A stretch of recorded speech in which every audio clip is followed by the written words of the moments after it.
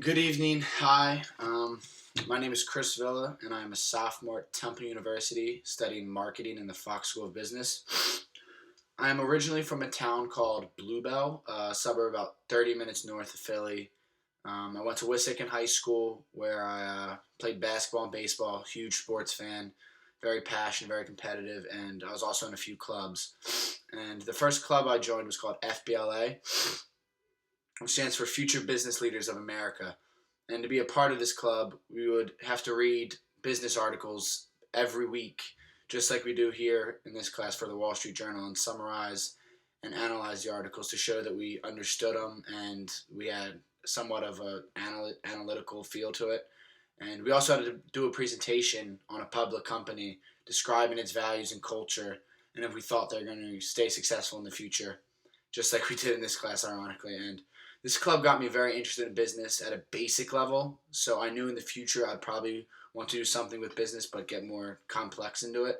And it doesn't hurt that my mom is very much involved in HRM. She happens to be, well, she was the VP of two subsets of HRM departments at GSK and Theorem Clinical Research, which is a private company. And she has definitely been an inspiration and motivational person in my life.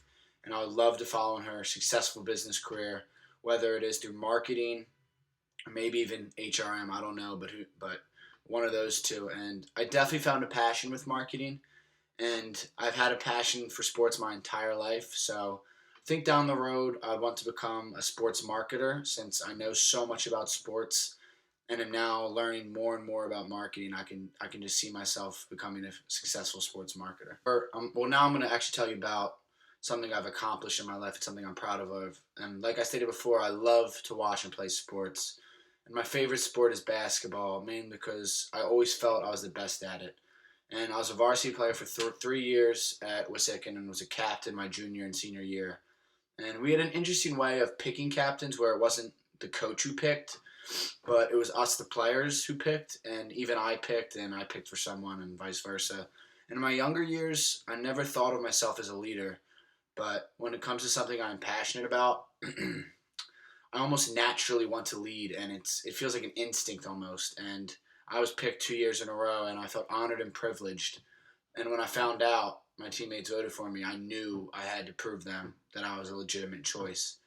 And I became very vocal my junior year, and even began critiquing teammates, and not in like a negative way, but in a positive, meaningful way where they could learn, but at the same time not get mad, but maybe inspired. And I allowed my teammates to critique me too as well, because I know as a leader, you have to be able to take criticism in a good way and be able to take advice, which I learned to do and I'm still learning to do. And I read an article on the Wall Street Journal titled, "What is the difference between management and leadership?" And I related this article to basketball, well, my basketball season, and back when I was a captain for my team. And I thought of the manager as the head coach and the leader as me or us as the captains, essentially. And in the article, it states the manager maintains, the leader develops. The manager focuses on systems and structure while the leader focuses on people. The last one, the manager relies on control and the leader inspires trust. And that really stuck to me. And of course, the coach can inspire trust and vice versa. But for our basketball team, our coach instilled us with the power, and he was the one who relied on the structure and the advantage and tried to, game plan. And I have a very interesting story actually, which is very relevant for tonight's championship game for college basketball, which of course is Villanova versus North Carolina. And it was my senior year, and we had a pretty good year. We were at 14-10. We were the 30th seed in Quad A playoffs, meaning we were going to have to play a very, very good team.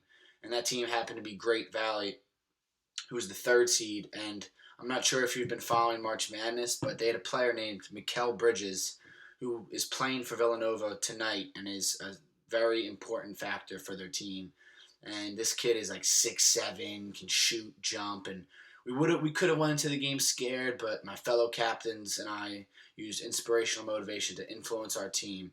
And we got so hyped before that game, no one could believe it. And we went in there knowing we could beat them. And at the same time, we stayed very focused, and I made sure of that.